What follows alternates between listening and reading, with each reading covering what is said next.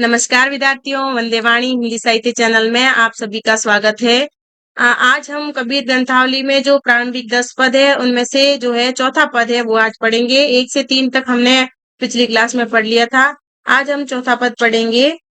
मन के मोहन बिठूला यहु मन लागू तो ही रे, चरण कवल मन मानिया और न भावे मोही रे। छठ दल कमल निवासिया चहु को फेरी मिलाई रे, दहु के विधि समाधियां तहाँ काल न पासे आई रे। अष्ट कमल दल भीतरा तहाँ श्रीरंग के ली कराई रे, सदगुरु मिले तो पाइए नहीं तो जन्म अखारत जाई रे। कदली कुसुम दल भीतरा तहाँ 10 आंगुल का बीच रे, तहाँ द्वादश खोज ले जन्म होत नहीं मीच रे। बंक नाली के अंतरे पश्चिम दिशा की बाट रे, नीजर झरे रस पीजिए ता भंवर गुफा के घाट रे। त्रिवेणी मनाव नहाविए सुरती मिले जो हाथी रे, तहाँ न फिर में मग जोइए सनकादिक मिलिए साथी रे। गगन गरजी मग जोइए तहाँ दिसे तार अनंत रे, बिजुरी चमकी घन बरसी है, तरा तरा भीचत है सब संत रे। षोडश कमल अब चेतिया तथ मिली गए बिवनवारी रे, जुरा मरण ब्रह्म अब बासिया पुनरपि जन्म निवारी रे। गुर गणिते पाइये झंसी मरे जिनी कोई रे, तही कबीरा रमी रमी रया सहज समाधि सोई रे। एक बार इसको पुनः पढ़ते हैं विद्यार्थियों कि मन के मोहन बिठूला यहु मन लागी तो ही रे, चरण कमल मन मानिया और निभावे मोही रे। छठ दल कमल निवासिया चौको फेरी मिलाई रे, दऊ के बीदी समाधियां तहाँ काल न पासे आई रे। अष्ट कमल दल भीतरा तहाँ श्रीरंग के ली कराई रे, सतगुरु मिले तो पाइए नहीं तो जन्म अख्यारत जाई रे। कदली कुसुम दल भीतरा तहाँ 10 आंगुल का बीच रे, तहाँ द्वादश खोज ले जन्म होत नहीं नीच रे। मंक नाली के अंतरे पश्चिम दिशा की बाट रे, नीजर झरे रस पीजिए तहाँ भंवर गुफा के घाट रे। त्रिवेणी मनाह नवाइए सुरति मिले जो हाथी रे, तान फिरी मग जोइए सनकादिक मिली है साथी रे। गगन गरजी मग जोइए तहाँ दिसे तार अनंत रे, बिजुरी चमकी घन बरसी है, तरा भीचत है सब संत रे। षोडश कमल अब चेतिया तथ मिली गए बिवनवारी रे, जुरा मरण ब्रह्म अब भाषिया पुनरपि जन्म निवारी रे। गुरु गणिते पाइये झंसी मरे जिनि कोई रे, तही कबीरा रही रया सहज समाधि सोई रे। यहाँ पे अक्यारत का मतलब है व्यर्थ। कुसुम दल यानी कि रीढ़ की हड्डी, द्वादश यानी कि द्वादश, मीचु यानी मृत्यु, बंक वाली यानी सुषुम्ना, अंतरे यानी कि अंदर, रीजर यानी कि झरे या झर रहा है, अमृत बरस रहा है, जुरा मरण यानी कि वृद्धावस्था और मृत्यु, जंसी यानी मरे, जंसी मरे यानी कि प्रयत्न करता हुआ मर जाए और अत्यधिक प्रयत्न करे। यहाँ पे कबीरदास जी कहते हैं कि हे मन के स्वामी, मेरा मन केवल आप में ही अनुरक्त है, आपके चरण कमलों में ही मेरा मन लगता है, मुझे अन्य कुछ भी प्रिय नहीं है। स्वादिष्टान चक्र में मूलाधार चक्र से कुंडलिनी को पहुंचाने में जो समाधि लगाई जाएगी उससे मृत्यु भय दूर हो जाएगा। अष्ट कमल सुरती कमल के मध्य ईश्वर का निवास है, यदि सद्गुरु प्राप्ति हो जाए तो वहां तक पहुंचा जा सकता है, अन्यथा यह जन्म जो है व्यर्थ ही चला जाता है। कदली तुल्य रीढ़ की हड्डी के मध्य जो नाड़ी जाल है, मूलाधार चक्र से हृदय तक चक्र तक पहुंचने में 10 अंगुल की दूरी है। यहाँ द्वादश दल वाला कमल है और जिसकी प्राप्ति से मृत्यु नहीं होती। सुषुम्ना यदि ऊपर सहस्त्रसार में जाकर बाईं ओर को विस्फोट करे तो वहां उस शून्य गुफा में अमृत श्रवण होता है, यानी कि अमृत की वर्षा होती है। वहां जाकर पुनः संसार की ओर दृष्टिपात करने की आवश्यकता नहीं है, वहां तुम्हारा मिलन अन्य मुक्तात्माओं से भी हो जाएगा। अनहत नाद के द्वारा मेघ गर्जन का सुख लाभ होता है और परम ब्रह्मा के दर्शन होते हैं। वहाँ अनंत ज्योतिषमान परमेश्वर की कांति का विद्युत प्रकाश है एवं अमृत श्रवण से समस्त मुक्तात्माएं स्नात है। षोडश दल कमल विशुद्ध चक्र प्राप्ति कर पर साधक प्रभु से तदाकार हो जाता है। इस स्थिति को प्राप्त कर जरा मरण का भय भाग जाता है और पुनः आवागमन में नहीं पड़ता। यह परम पद गुरु कृपा के द्वारा ही पाया जा सकता है।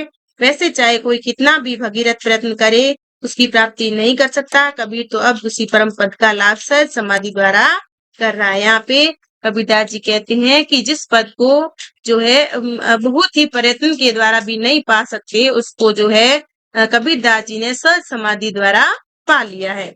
इसमें राग घोड़ी का प्रयोग हुआ है। अब 5वां जो पद है उसको पढ़ते हैं विद्यार्थियों। गोकुल नाइक बिठूला मेरो मन लागो तो ही रे, बहुत दिन बिछुरे भये तेरो ओसेरी आवे मोही रे। कर्म कोटि को ग्रह रच्यो रे, निह गए की आसरे, आपई आप बधाइया द्विलोचन मरही प्यास रे। आपा पर समीचीन है दिसे सर्ब समान रे, इही पद नर हरि भेटिए, तू छाड़ी कपट अभिमान रे। ना कतहु चली जाइए, ना सिर लीजे भार रे, रसना रस ही विचारिए, सारंग श्रीरंग धार रे। साध सिद्धि ऐसी पाइए, किवा होई मोई रे, जे दीठ ज्ञान न उपजे, तो अटी रहे जिनि कोई रे। एक जुगति एके मिले, किवा जोग की भोग रे, इन दूनियों फल पाइए, राम नाम सिद्धि जोग रे। प्रेम भक्ति ऐसी कीजिए, मुखी अमृत बरसे चंद रे, आप ही आप विचारिए, तब केता होई आनंद रे। तुम जिन तुम जिनि जानो गीत है, तुम जिनि जानो गीत है, यहु निज ब्रह्म विचार रे, केवल कही समझाइया, आत्म साधन सार रे। चरण कमल चित लाइए, राम नाम गुण गाई रे, कहे कबीर संसार नहीं, भक्ति मुक्ति गति पाए रे। यहाँ पे एक बार इसको पुनः पढ़ते हैं विद्यार्थियों कि गोकुल नाइक बिठूला मेरो मन लागो तो ही रे, बहुत दिन बिछरे भये तेरो ओसरी आवे मोही रे। यहाँ पे नाइक मतलब नायक, बिठूला मतलब विठल यानी कि कृष्ण भगवान, ओसरी मतलब आश्रम या स्मृति, द्विलोचन यानी कि दोनों आंखें। यहाँ पे ओसरी का मतलब याद भी हो सकता है, उसकी स्मृति भी हो सकती है और आश्रम भी हो सकता है। द्विलोचन मतलब दोनों आंखें, सुमी यानी समान रूप से।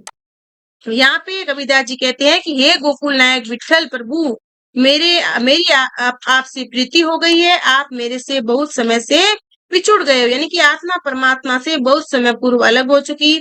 आपकी स्मृति मुझे व्यथित करती है और आपके दर्शनों की आशा में मेरे दोनों नेत्र प्यासे मरते हैं।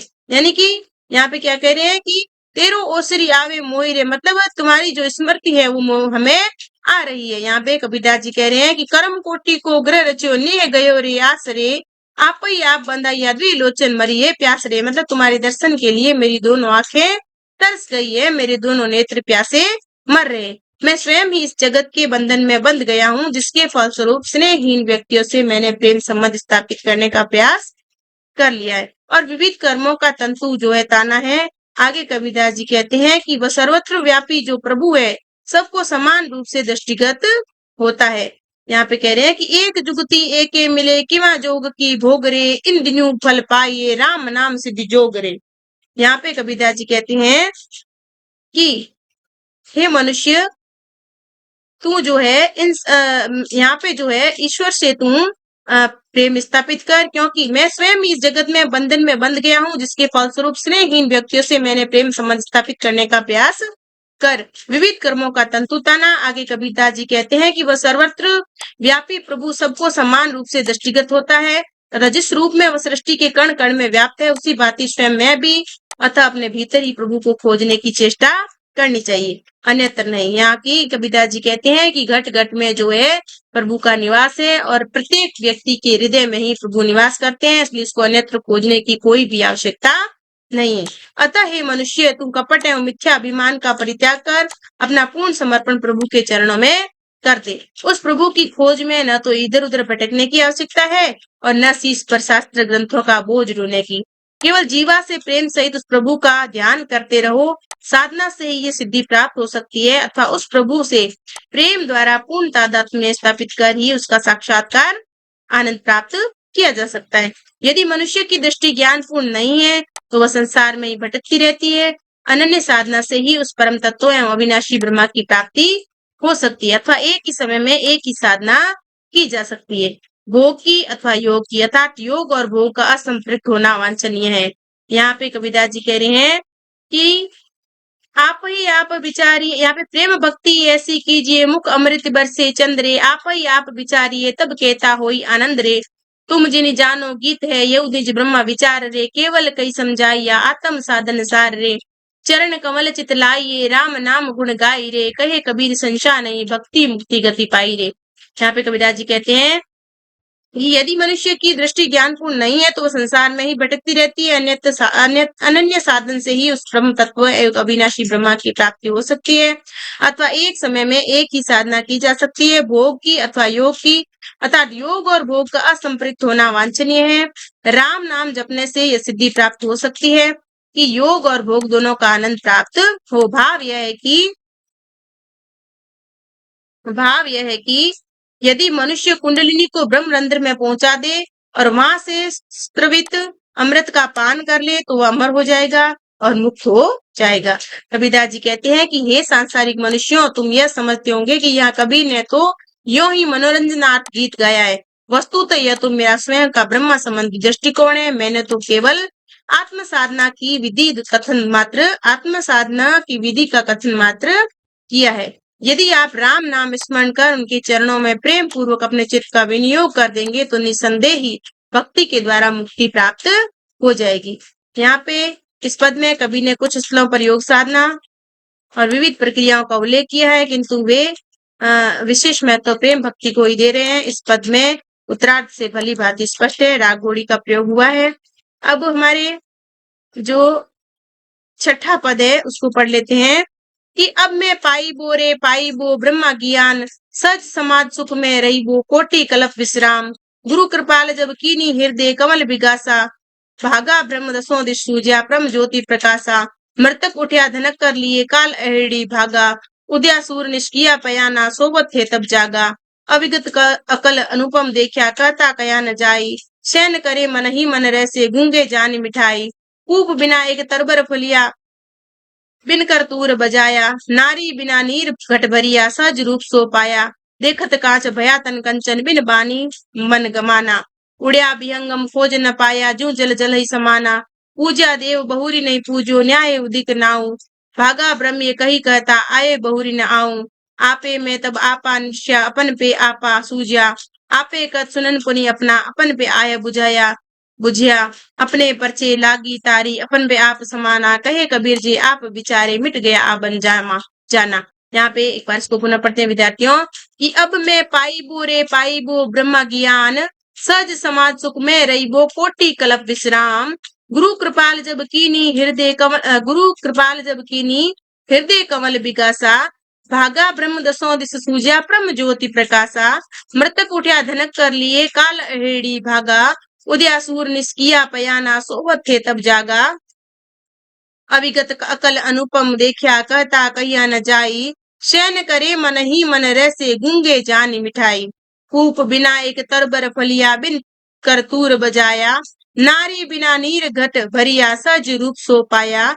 देखत कांच भया तन कंचन बिन बानी मन माना, उड़िया विहंगम खोज न पाया ज्यों जल जल ही समाना। पूजा देव बहुरी नहीं पूजो न्याय उदित नाऊ, भागा ब्रह्म ये कही कहता आए बहुरी न आऊं। आपे मैं तब आपा निर्ष्या आपन में आपा सूझा, आपे कत सुनन पुनि अपना अपन पे आप आहा बुझिया। अपने परचे लागी तारी अपन पे आप समाना, कहे कबीर जी आप विचारे मिट गया आवन जाना। यहाँ पे शब्दार्थ देख लेते हैं। कोटि कल्प यानी कि करोड़ों कल्पों तक, अहेड़ी यानी बधिक, निश यानी रात्रि, अज्ञान, पयाना यानी प्रमाण नष्ट हो जाना, रश यानी प्रश्न होना, पूप यानी पुष्प, कंचन यानी कि स्वर्ण या निर्मल, निश्चय यानी देखना, आवन यानी आवन जाना यानी आवागमन। यहाँ पे कबीरदास जी कहते हैं कि ब्रह्म दर्शन के पश्चात अपनी मिलन अनुभूति का वर्णन करते हुए कहते हैं कि अब मुझे ब्रह्म ज्ञान की प्राप्ति हो गई है। उस समाधि में ऐसा अपरिमित सुख है कि करोड़ों कल्पों तक उसी स्थिति में रमा जाए। कृपालु सदगुरु ने जब कृपा द्वारा ज्ञान प्रशस्त किया तो हृदय में पूर्ण कमल का विकास हुआ, जिससे मेरा संसार विषय भ्रम दूर हो गया और अंततः ज्योति प्रकाशित हो उठी।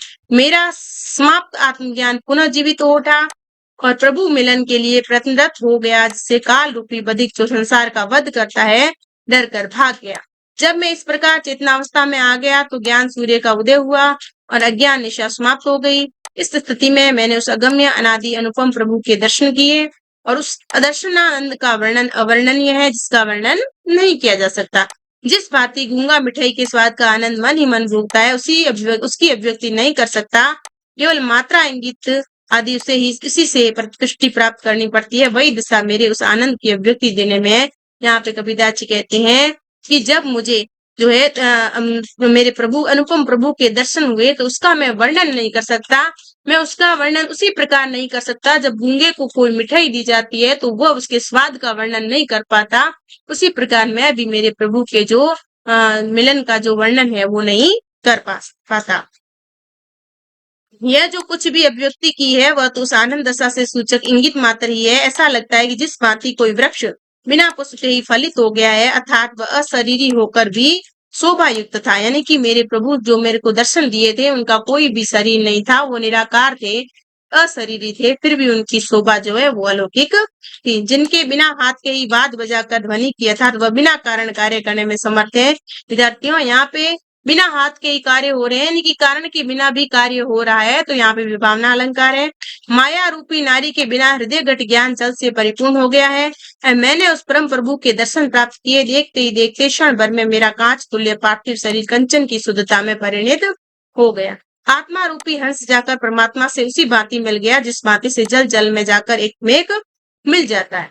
अब मैं सांसारिक अंधविश्वासों द्वारा स्थापित देवताओं की आराधना बहुत कर चुका, अब उनकी शरण में नहीं जाऊंगा। मेरा भ्रम दूर हो गया है और अब मैं संसार में पुनः नहीं बन सकता। यहाँ पे कबीरदास जी कहते हैं कि जब मैंने अपने हृदय के भीतर ही प्रभु की खोज की तो मुझको उनके दर्शन हुए।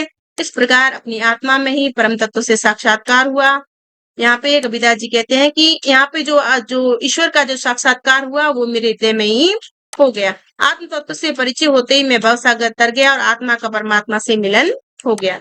कबीरदास जी कहते हैं कि जो आत्म तत्व का विचार करता है वह मुक्त हो जाता है और आवागमन के चक्र से छूट जाता है। यानी कि संसार में जो बार बार उसका आना जाना होता है उससे वो छूट के उसकी जो आत्मा है वो परमात्मा में मिल जाती है और उसकी परमात्मा में वो एकाकार हो जाता है और जन्म मरण के चक्र से छूट जाता है। तो विद्यार्थियों, आज के लिए इतना ही। जो हमने आज 6 तक जो पद पूरे कर लिए हैं, इसके आगे के जो 4 पद है हमारे प्रारंभिक 10 पद में से जो 4 पद बच गए हैं उसको हम अगली क्लास में पूर्ण कर लेंगे। तब तक के लिए धन्यवाद।